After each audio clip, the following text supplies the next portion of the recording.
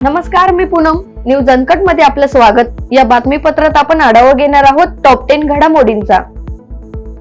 सध्या देशात सुरू असलेल्या हिंदू मंदिराबाबतच्या वादावरून राष्ट्रीय स्वयंसेवक संघाने महत्त्वाचे विधान केलंय. वेगवेगळ्या धर्मीयांना आणि विचारधारांना सलोख्याने भारतात राहण्यासाठी योग्य वातावरण निर्माण व्हावं अशी अपेक्षा मोहन भागवत यांनी व्यक्त केली आहे. सरसंघचालक मोहन भागवत हे पुण्यात सुरू असलेल्या एका व्याख्यानमालेत बोलत होते. राम मंदिर झालं पाहिजे, ते होतंय, ते हिंदूंचे श्रद्धास्थान आहे, त्यामुळे ते वाटतं. परंतु असं केलं म्हणजे हिंदूंमध्ये नेता होता येत नाही. अतिरेकी भूतकाळाच्या ओढ्याच्या परिणामामुळे तिरस्कार, द्वेष, शत्रुता, संशय यांच्या पोटी रोज एक नवीन प्रकरण काढणे हे कसे चालणार? हे नाही चालणार. आपला देश आता संविधानानुसार चालतो. जनता आपले प्रतिनिधी निवडून देते. जे निवडून येतात ते राज्य चालवतात. राज्य जनतेचे असते, असंही मोहन भागवत यांनी म्हटलंय. केंद्रीय मंत्री नितीन गडकरी यांनी नागपूर लोकसभा क्षेत्रातून सलग तिसऱ्यांदा विजयी झालेत. मात्र निवडणूक जिंकण्यासाठी त्यांनी नियमभंग केले असल्याचा आरोप करणारी निवडणूक याचिका मुंबई उच्च न्यायालयाच्या नागपूर खंडपीठात दाखल करण्यात आली आहे. गडकरी यांची खासदारकी रद्द करून पुन्हा निवडणूक घेण्याची मागणी याचिकेतून करण्यात आली असून या प्रकरणी उच्च न्यायालयाने गडकरी यांना नोटीसही बजावली आहे.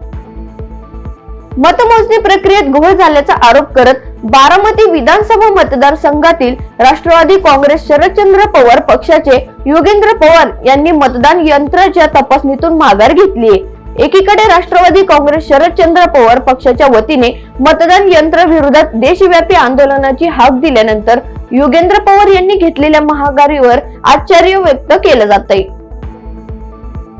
विधिमंडळाच्या हिवाळी अधिवेशनाच्या चौथ्या दिवशी गुरुवारी मुख्यमंत्री देवेंद्र फडणवीस, उपमुख्यमंत्री एकनाथ शिंदे, विधानसभा अध्यक्ष राहुल नार्वेकर, विधान परिषदेचे सभापती राम शिंदे, उपसभापती नीलम गोरे यांच्यासह भाजप आणि शिवसेनेच्या आमदारांनी रेशीम बाग येथे स्मृती मंदिरात हजेरी लावली होती.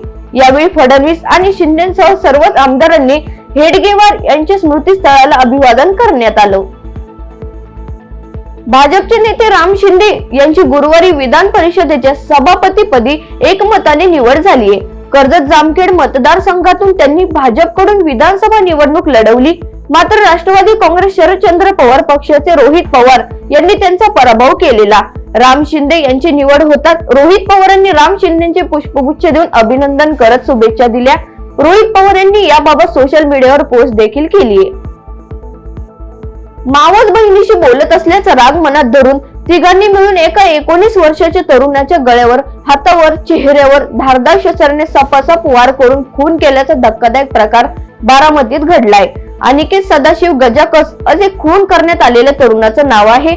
याबाबत मयत अनिकेतचा भाऊ अभिषेक सदाशिव गजाकस यांनी बारामती शहर पोलीस ठाण्यात फिर्याद दिली आहे.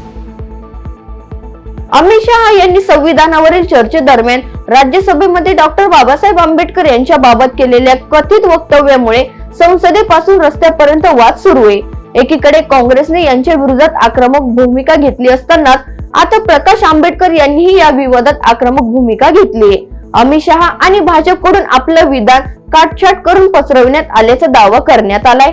त्यावरून प्रकाश आंबेडकर यांनी अमित शहा यांनी त्यांचं खरं वक्तव्य काय होतं हे सांगावं असं आव्हान दिलंय. राज्यात पुढील काही दिवस थंडीची लाट कायम राहणार आहे.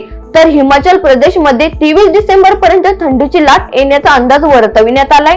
त्याचबरोबर पश्चिम राजस्थान, पंजाब आणि जम्मू काश्मीर या राज्यात 25 डिसेंबर पर्यंत थंडीच्या लाटेचा इशाराही देण्यात आलाय. देशाच्या उत्तरेकडे थंडीची लाट आली असून याचा परिणाम राज्याच्या हवामानावर झालाय.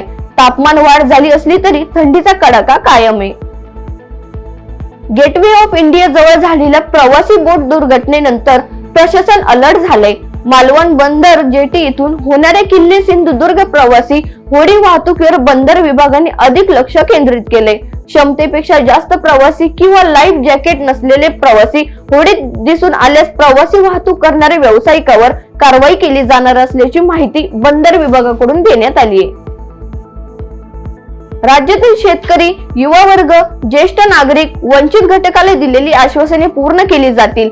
शासनाच्या सुरू असलेल्या योजना बंद होऊ देणार नाही असा विश्वास मुख्यमंत्री देवेंद्र फडणवीस यांनी राज्यातील जनतेला दिलाय. राज्यातील लाडक्या बहिणींना त्यांचे देय हप्ता अधिवेशन संपल्यावर देण्यात येईल अशी ग्वाही देत महाराष्ट्र कालही नंबर 1 होता, आजही नंबर 1 आहे आणि उद्याही नंबर 1च राहील. महाराष्ट्राशी कुणीही स्पर्धा करू शकत नाही, असे मुख्यमंत्री फडणवीस यांनी विधानसभेत म्हटलंय. या बातमीसह वेळ झाली आहे टॉप 10 मध्ये. ते सामन्याची पाहत रहा न्यूज अनकट.